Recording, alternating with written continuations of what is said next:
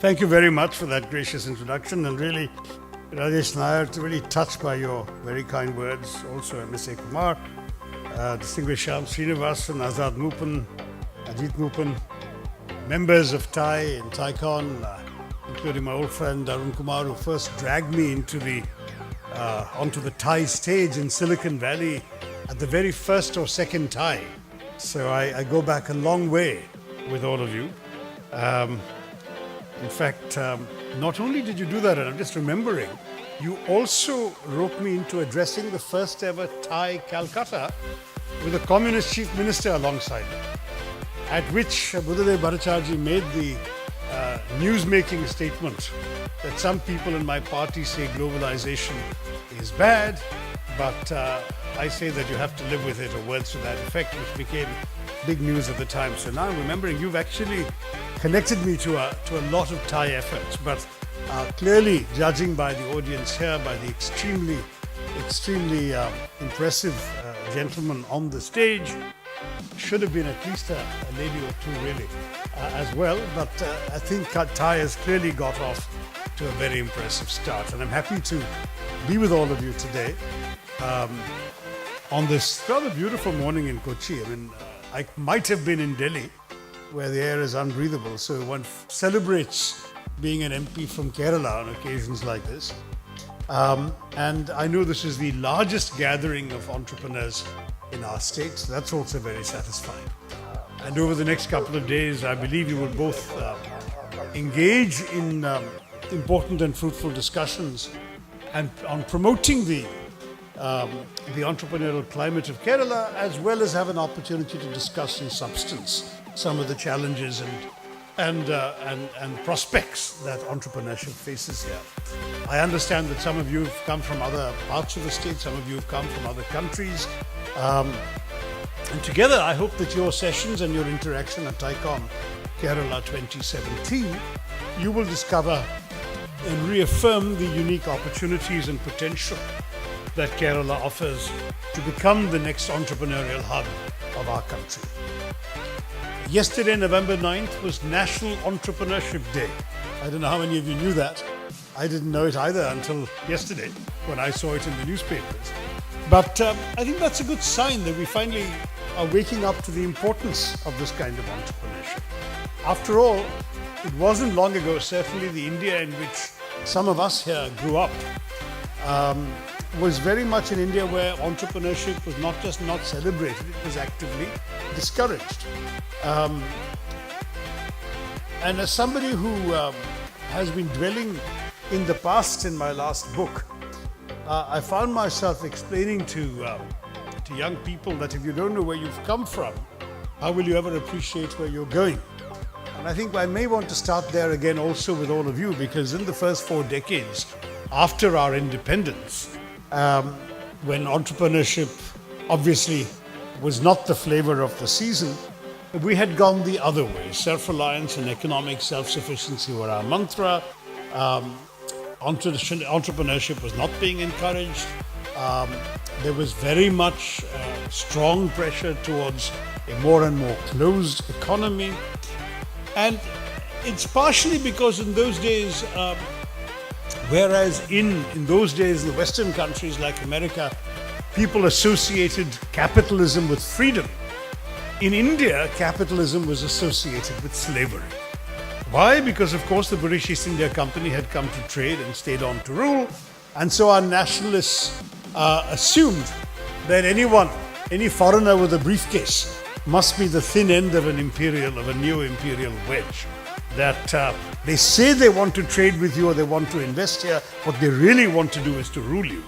And therefore the assumption was the only way that they could protect the political independence they had fought so long and hard for 200 years was by protecting their economic independence. And so the entire approach was predicated on keeping out capital, keeping out foreign trade, keeping out foreign investment, and instead of integrating our country into the global capitalist system, which only a handful of post-colonial countries like Singapore chose to do, our leaders rather kept ourselves in an increasingly closed economic system Self-reliance became the slogan, the protectionist barriers went up, and as we all know, India spent the first 45 years after independence with bureaucrats rather than businessmen on the commanding heights of the economy, spending those 4.5 decades in subsidizing unproductivity in the public sector, regulating stagnation, and trying to distribute poverty, which only went to prove that one of the lessons you can learn from history is that history can also teach you the wrong lessons. Now, with the reliance on the state as the engine of all progress, a great deal of entrepreneurial energy was drained from the economy.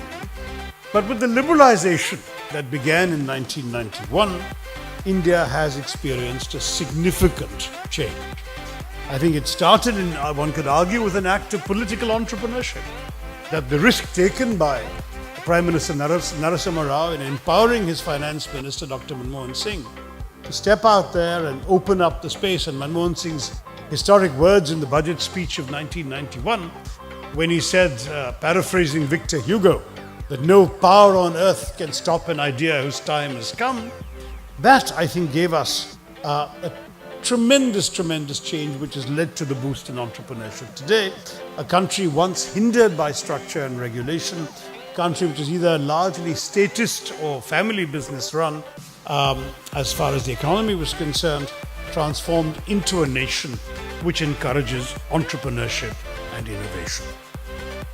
In fact, to fast forward to the recent present, the 2015 Forbes magazine listed 5 Indian entrepreneurs in their top 100 richest list, 23 Indians in their top 500 list, and it's very clear that we've metamorphosed from a nation that was hesitant and even prejudiced towards the concept of entrepreneurship and business, because profit in those days was seen as a bad word, synonymous with greed.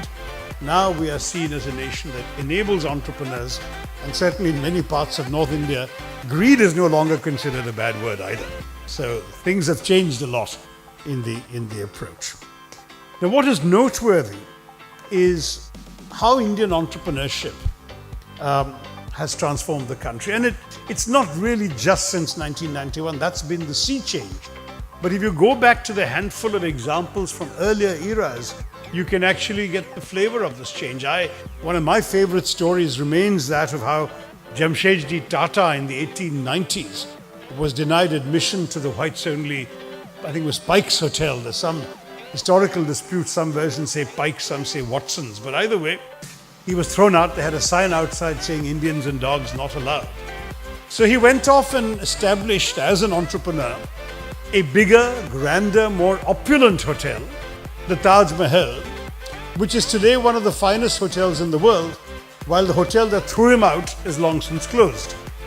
So in the Taj Mahal Hotel, of course, Indians were admitted. I don't know what happened to the poor dogs, but the message was really that fair enough, if you won't let us into your enterprises, we are capable of starting our own. In fact, when Tata tried to set up India's first modern steel mill, that the British had destroyed our traditional steel industry, they had, of course, kept a monopoly to themselves. And when he tried to, they threw up every conceivable regulatory obstacle in order to prevent him setting up a mill. He took over 20 years to get the necessary permissions, and in fact, he died in the attempt, because when he finally got the permissions while he was alive, began setting up the plant.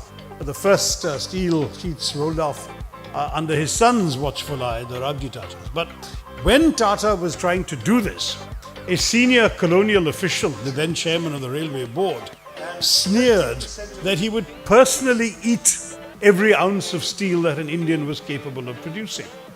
I only wish that he had lived long enough to see the descendants of the same Jamshedji Tata purchasing the remnants of British steel when they acquired Chorus a few years ago. I think it might have given him a bad case of indigestion. So the point is that Indians have been able to demonstrate over a period of time their ability to take on the entrepreneurial challenges that the globe throws up. In fact, some of you will remember, quite unrelated to this story, the WhatsApp meme that went around when David Cameron was re-elected Prime Minister. I know he's now history, but that was when I saw these pictures going around saying British Prime Minister goes to Buckingham Palace in an Indian car, because of course he was being driven in a Jaguar, and what is more, escorted by British police in a Land Rover, both of which of course are owned by the Tata. So I tell these stories because obviously India has done well for itself in the entrepreneurship front. The repressed spirit of innovation has found wings, and now we see that India has also come up with its own innovative manner in entrepreneurship. The sort of desi term is what we call jugaad in northern India. More politely, I think one can speak of frugal innovation. If you were to Google the words frugal innovation, I think you'll find that the first 20 hits all relate to Indian innovations. And though Indian entrepreneurs are doing sufficiently well on a macroeconomic scale, the fact is that if you leave those indicators aside and look at the micro level, you'll find that we have entrepreneurs doing all sorts of interesting and creative things in very, very many different ways. And we've become natural leaders in frugal innovation because this challenge of developing makeshift solutions which are workable from limited resources in a resource-scarce environment has underpinned much Indian entrepreneurship. Of course, our frugal innovation is also seen by many foreign observers as almost conveying an attitude to life, a way of life, a worldview, that the Indian habit of making do with what you have to meet your needs, and that may have gone a little too far. But the fact is that it's not just about repurposing things, cutting corners, solving basic Indian problems. It's also things like looking at the opportunities in meeting, for example, previously overlooked demand. C.K. Prahlad told us about the bottom of the pyramid.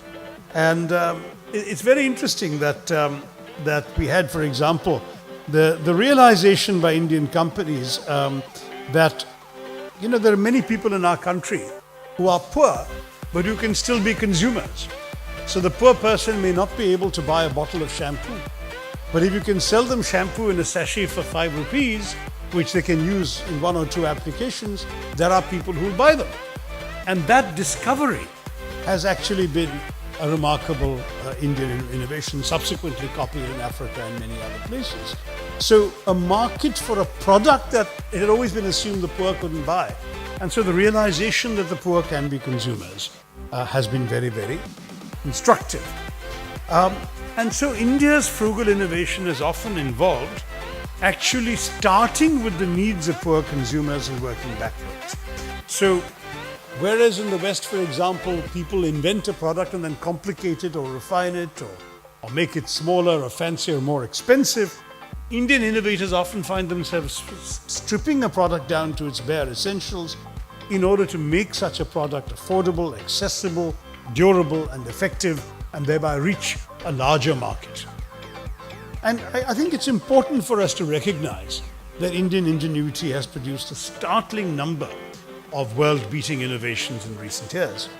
I don't hold any brief for the Tatas, by the way, any shares with them. We all know that Tata Nano was a marketing disaster in this country. So when you try and sell a car as the cheapest car, how many people want to be seen driving the cheapest car? They'd rather buy the more expensive motorbike. But the truth is that if you just look at it as a product, the Tata Nano at the equivalent of $2,000 costs roughly the same as a high-end DVD player in a luxury Western car. But of course, there's no DVD player in the Nano, no radio either on the basic model. But its innovations have gathered 34 patents. And they're not merely the result of doing away with frills like air conditioning, power brakes, side view mirrors, and so on, but things like reducing the use of steel by inventing an aluminium engine, increasing space by moving the wheels to the edge of the chassis, relying on a modular design that enables the car to be assembled from kits.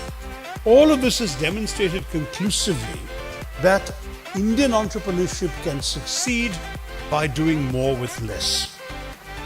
Similarly, Jugaad has been criticized very often for being essentially a way of cutting corners, pirating products, or making cheap imitations of global brands.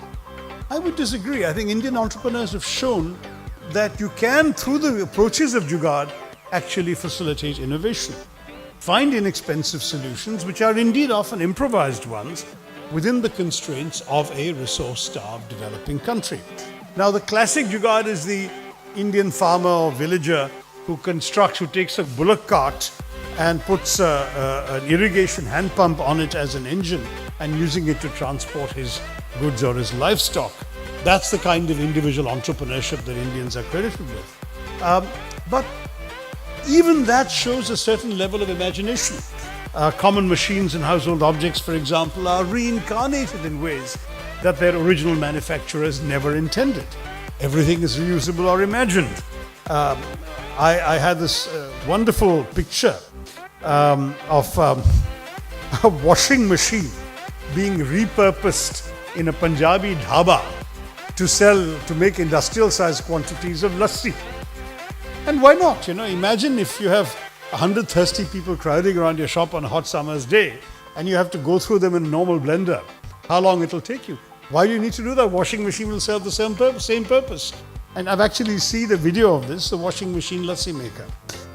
Or even more basic, I think those of us who are parents here will know the value of the great Indian invention called the missed call.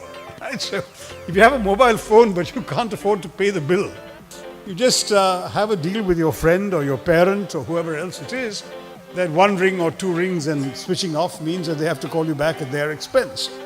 But we can also go on more seriously to other kinds of creative products, things like the GE Mac 400, a handheld electrocardiogram device that costs basically $800, which is striking because the cheapest ECG available anywhere in the world outside India is $2,000.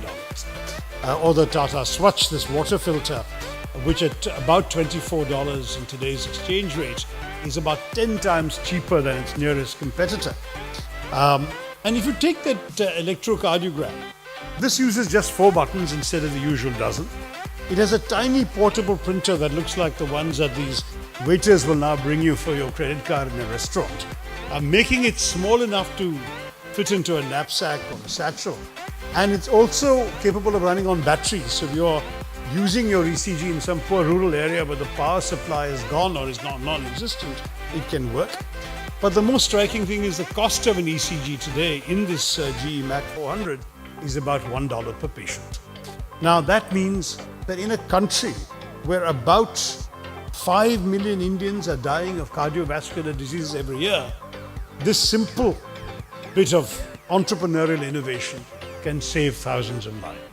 And let's face it, a poor person who's worried about his heart can afford that 60 rupee ECG, whereas he could not have afforded the 2,500 rupee ECG without thinking about it several times over and sometimes too late.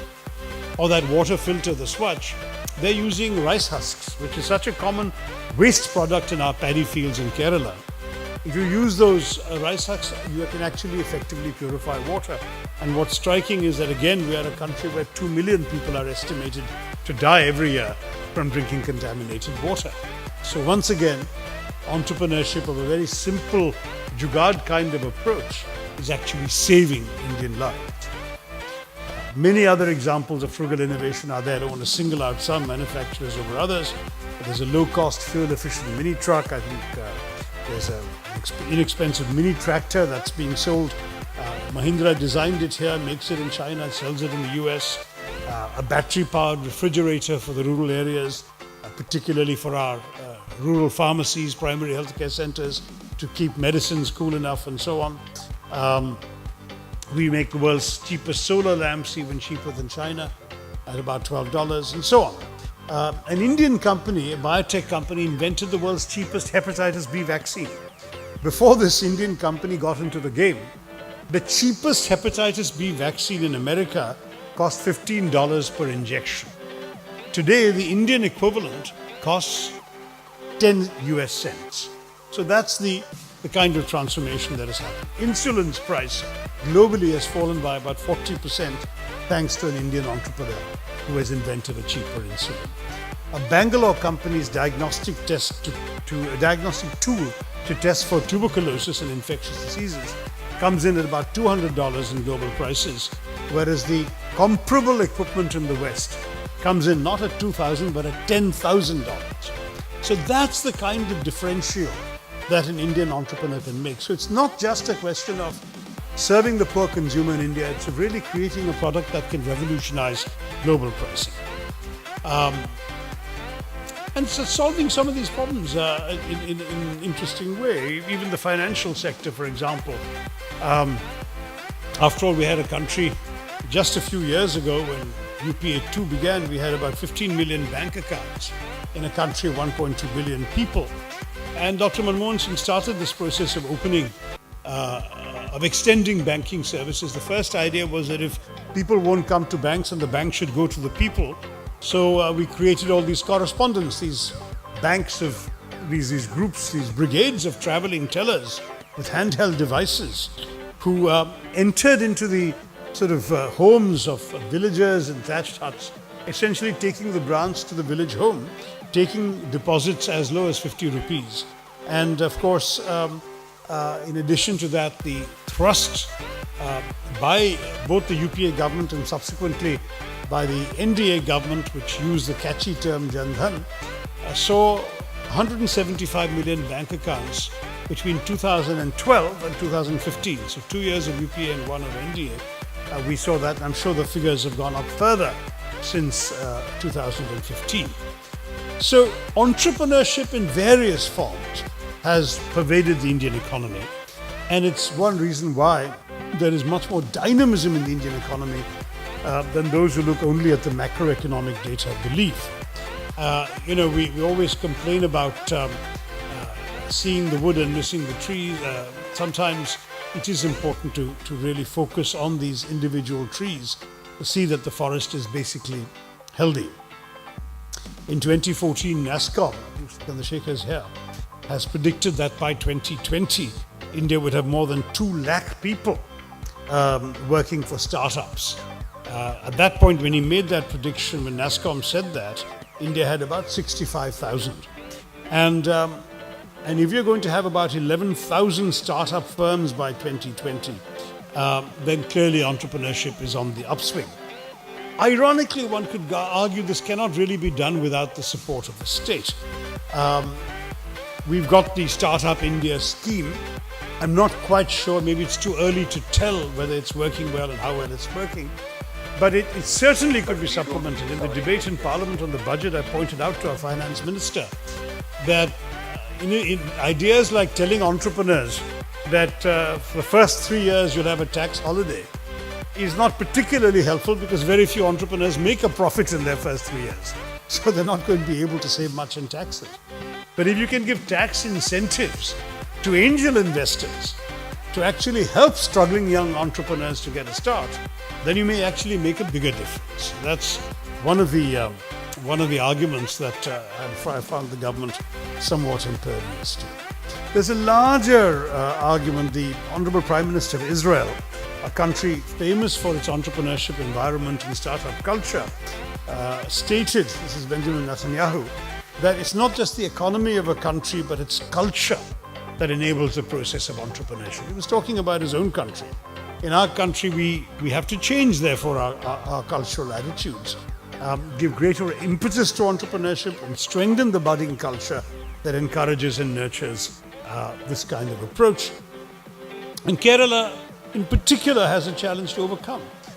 We have a peculiar situation in Kerala, which is not as true anywhere else, which is that the Keralite is tremendously entrepreneurial abroad and completely state-dependent at home. So it was always assumed. I remember when I was a kid and Neil Armstrong landed on the moon, my father's friends laughing and saying there must have been a chai kadakaran who gave him a cup of tea when he landed there. There will always be a Malayali who got there first. And the ubiquity of Malayalis in every other country, all running shops and running ventures, has suggested that there is strong entrepreneurial spirit. But within the state, we haven't really got that. And that's where I think some of the efforts made by the previous Kerala government have been valuable, because they've sought deliberately to encourage the culture of entrepreneurship. The Kerala Startup Mission, established by the Oommen Chandy government, provides a common platform for startup incubators, investors and innovators to come together. In my own constituency of Thiruvananthapuram, we started a project called I Am an Entrepreneur, which I launched in the Techno Park. It was an effort at providing guidance and assistance to startups and at the same time encouraging entrepreneurs to come and pitch good ideas, and then the best half a dozen or so were given simple facilities, an office, a few computers, an assistant, some seed capital to bring their ventures to fruition. I think one of the great satisfactions is that some of the early ones who came and participated now are running actual viable, thriving businesses in the same Technopark, and they're renting offices now instead of using an incubation facility. And this required the support of the Department of Science and Technology and the Department of Scientific and Industrial Research. So the government can take credit for having nurtured these budding seeds. A campaign aimed at identifying and promoting entrepreneurial talent in Kerala and brought young minds together to pursue this. And I think we should have more such incubation centers right across the state. There are, of course, undoubtedly a number of economic and socio-political challenges in this state that we must address if we are truly to develop an entrepreneurial culture and make Kerala the next entrepreneurial hub, as this conference hopes to propound. The fact is, we tell ourselves and the public and all the tourists that we are God's own country, but many business leaders and entrepreneurs I've spoken to seem to see us as the devil's own backyard. So there is a great deal that we need to correct. We have human development levels akin to a first world country. We have a proud tradition of political rights and liberties. We do welcome outsiders, as we've done for 3,000 years. We have the country's highest literacy rates. We ensure that women in our state lead empowered lives, though we don't seem to put them on our stages at an entrepreneurial conference.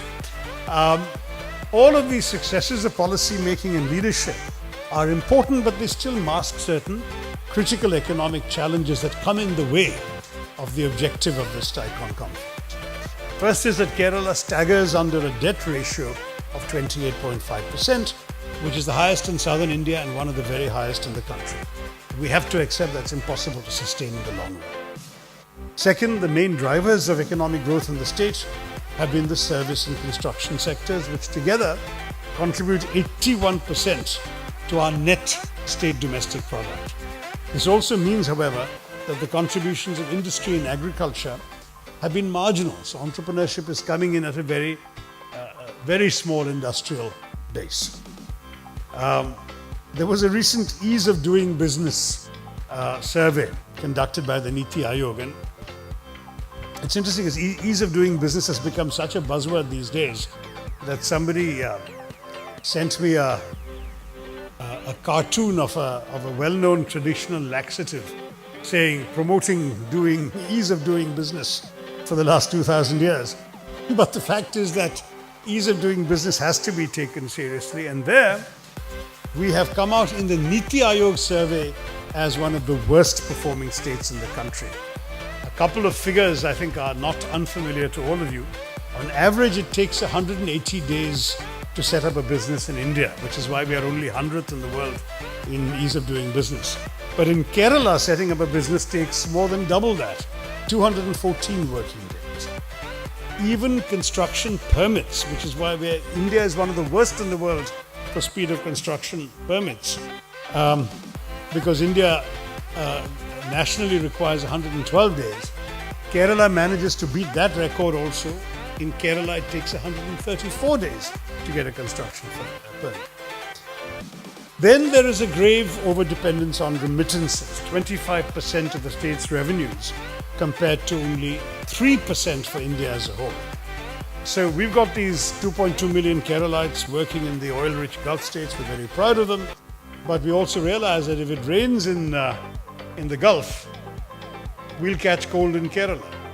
I mean, the fact is that we've taken the sunshine in the Gulf for granted a very long time. But as the Kuwait crisis demonstrated, and as the Bahrain crisis nearly demonstrated, there is a fragile base there. Things could go wrong. And if there was a sudden exodus of those 2.2 million Keralites, not only would we be unable to absorb them and find productive work for them, but equally seriously, we would not be able to do without the remittances they're sending us. The remittance level, according to the State Planning Board, reached 60,000 crores in 2015. And apparently it's been soaring by about 17% in each fiscal year, according to data collected by the State Level Bankers Committee.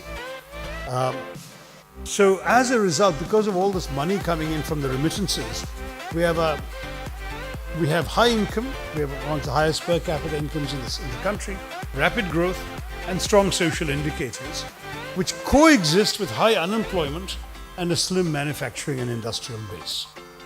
So let's face it, our economy would essentially crumble without the Gulf. And we forget that the problems that led our people to go and flourish in the Gulf were actually problems, that Kerala's jobless lakhs had been moving through the gaps in the Ghats to every nook and corner of the rest of the country before the Gulf boom in the early 70s in search of employment and economic freedom. So we have things we need to fix here if we are to be able to overcome this overdependence.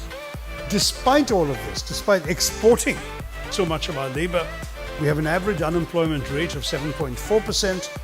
And if you want to know India's national average, it's only 2.3%. So, of course, under the NDA government, it's gone up from there. So my figure is a couple of years out of date. I think the latest figure I saw is in manufacturing and industry, the unemployment rate's about 5%. But still, Kerala is extremely high, and it afflicts primarily the educated and the skilled.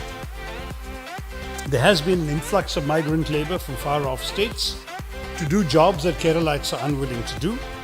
And I think the last estimate I saw is there are 32 lakh migrant laborers in Kerala to fill unskilled jobs that unemployed Keralites are unwilling to do. So you can imagine the social indicators that we would have to face if we had even more people coming back who are used to a certain standard of employment and living in the Gulf and who will not find that work here. So this alarming situation stands at the heart of the socio-political challenges we face in Kerala. The attitude of the workforce is something that many entrepreneurs have complained about. And it's particularly striking that Keralites put in long hours in places like the Gulf. They've earned a reputation for being hardworking and utterly reliable. I have spoken to Arab ministers in countries like Bahrain and Kuwait who tell me, don't send any Bangladeshis, we won't give them visas, send us Keralites, they're the ones who work hard. That's the reputation that Keralites have. But in Kerala, the reputation is slightly different. They're very often seen as indolent and strike prone. I'm always struck by that reputation because it is unquestionably true. A former staff member of mine was recounting a train journey he took across Tamil Nadu to come to Kerala. And he was recounting how early in the morning, as the sun rose, looking out of his train window, he could see in these houses in Tamil Nadu, people scurrying to get ready, leaving the house with their briefcases or their folded up umbrellas or whatever. And then half an hour later, 45 minutes later, the train would cross the border and come into Kerala. And there you would find people are just waking up, they're sitting on their porch with the newspaper and a cup of tea. This is very much the culture. And of course, let's face it, because we do need to face reality, the politicized environment at home hasn't helped. We are still the only state that clings to the outmoded form of protest called the hartal. Nowhere else in India now are there hartals except Kerala, but they happen, I think 65 have taken place so far this year. And it's a disgrace. It really is an absolute disgrace that hartals and strikes have led to so many entrepreneurs having to petition the state government for protection from political parties coming and stirring up their workers to stop work. I remember one story from the previous Oman Chandy government, the first one, when that government persuaded BMW to install a car manufacturing plant in the state, with giving lots of generous tax concessions. On the very day that BMW arrived, the executives arrived to sign the deal, there was a Kerala hartal, a statewide bandh. some marginal political issue, but these executives came from Germany and they saw cars were being blocked on the streets, shops were being closed by Hartal. Anyone who was daring to drive out on the street, air was being forced out of his tires, stones were being thrown at his windshield. And though the issue had nothing to do with either foreign investment or BMW, the executives didn't sign that day. They beat a hasty retreat and went and set up the plant in Tamil Nadu. Now, this kind of story is something that truly worries me. If you're looking at 65 Hartals, oh, by the way, the figure was not up to today. The figure was only up to the end of June. So that's about one Hartal every 3 days, somewhere or the other in the state. That is not going to be something that induces entrepreneurial success and that induces capital to come in here. Especially when the average of 100 Hartals a year costs the state over 2,000 crores annually, we have a real challenge.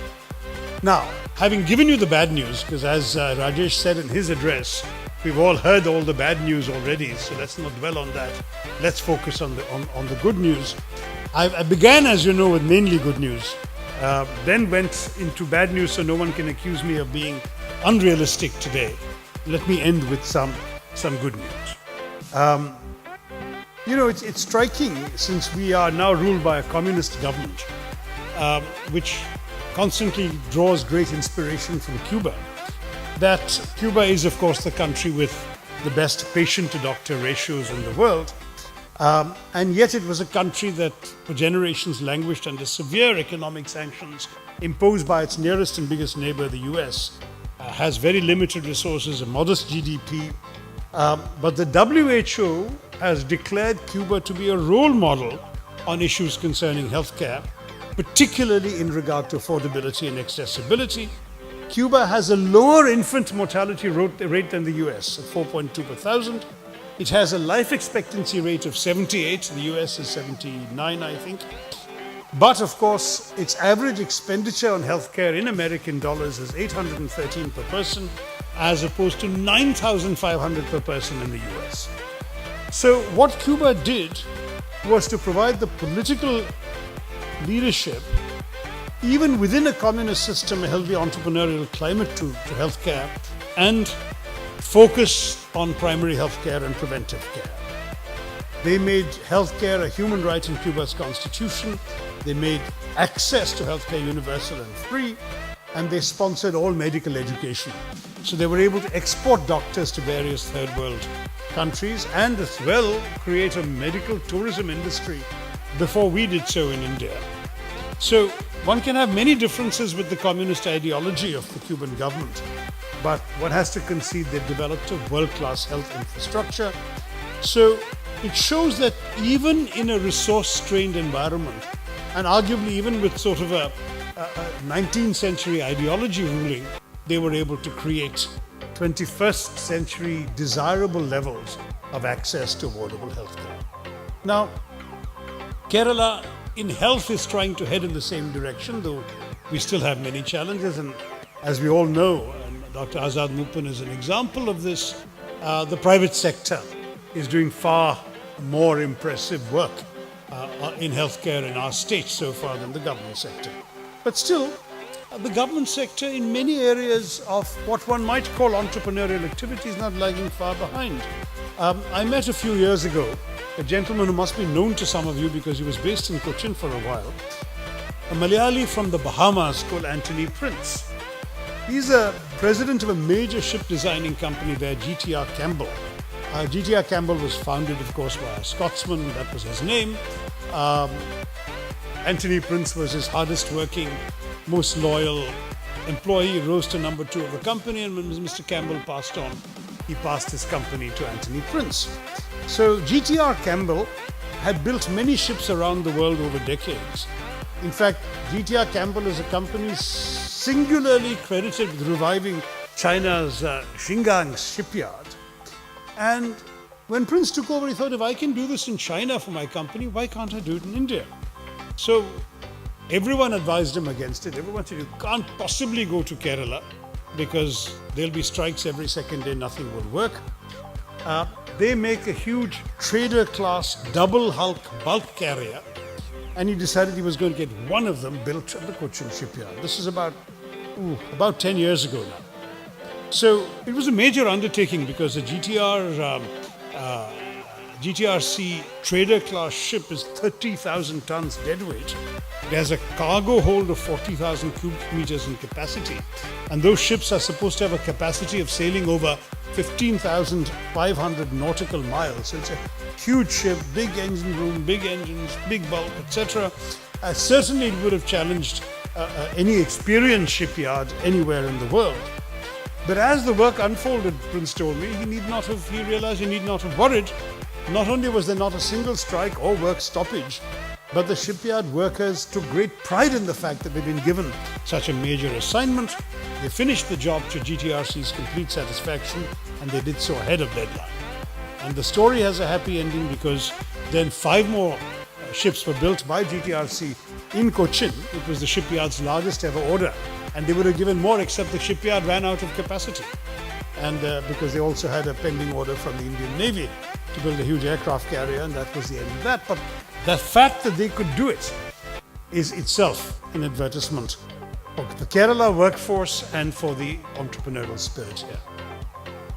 And so what he was saying to me, Mr. Prince, was that the officers and the workers in this Kerala shipyard proved they could do it. They launched the first vessel on schedule. There was first-rate quality. They met all the international shipbuilding standards. And he said, I hope the message will spread and more foreign companies like his will come and make ships in India. Now that hasn't happened yet, but I think we need to be able to promote this message. It's a highly labor-intensive industry, shipbuilding, and 30% of the input into a ship is human labor. So a country like India, and particularly a place like Kerala with a 7.4% unemployment, ought to be able to embrace a business like shipbuilding. And what's interesting is, of course, that every worker in Cochin shipyard is unionized. It's not that this is Chinese-style, government-controlled labor, but they were able to demonstrate that proud, motivated labor is a great asset and not a liability. I'm going to be a little parochial and also speak about the entrepreneurship at Trivandrum's Technopark, both because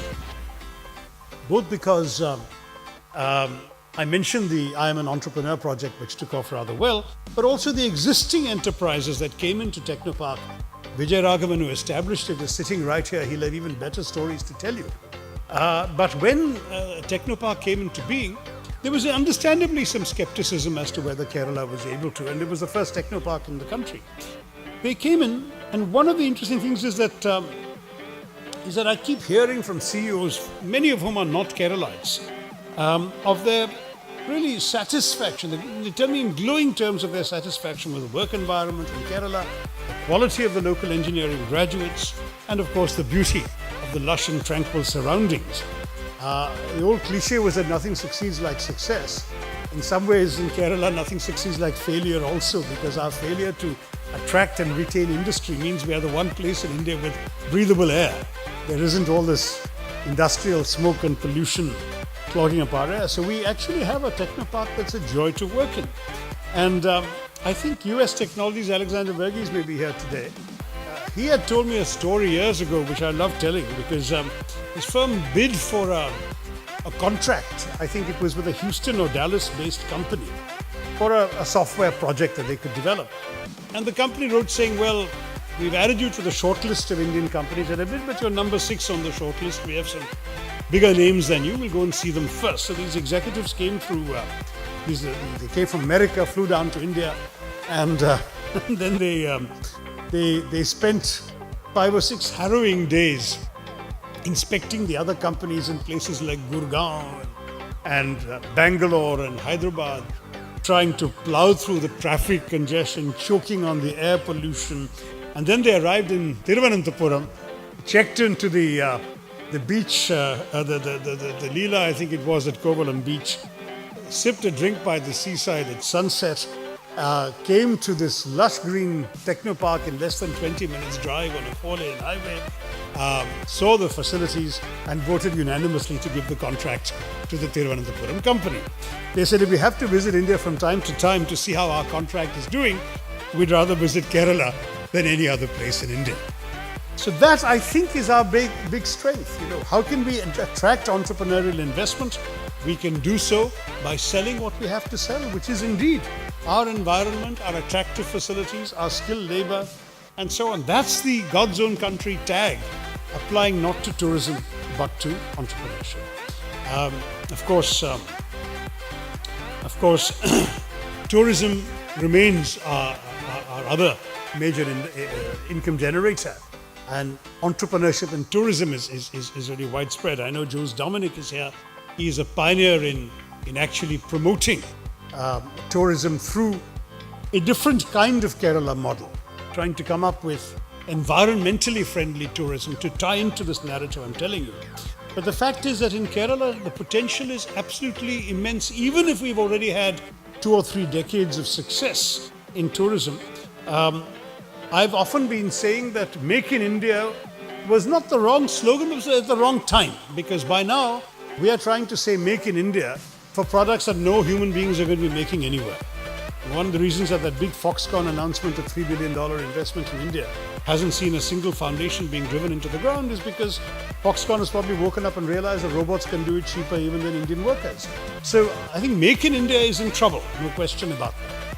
But instead of Make in India, if we had said Visit India far more emphatically, we might have actually done well, because global tourism studies have demonstrated that $1,000 invested in the tourist industry will actually employ 8 times the number of people that $1,000 invested in manufacturing can employ. So, and the great strength of tourism is it can employ semi-skilled and even unskilled labor. And so when we look at the unemployment challenges in Kerala, we may not have that many people willing to work on construction sites, which is why we are importing these migrant laborers from Bihar and Orissa. But we will find certainly Keralites willing to work in 5-star hotels or even 4-star and 3-star hotels, and that's what we need to bring more of into Kerala.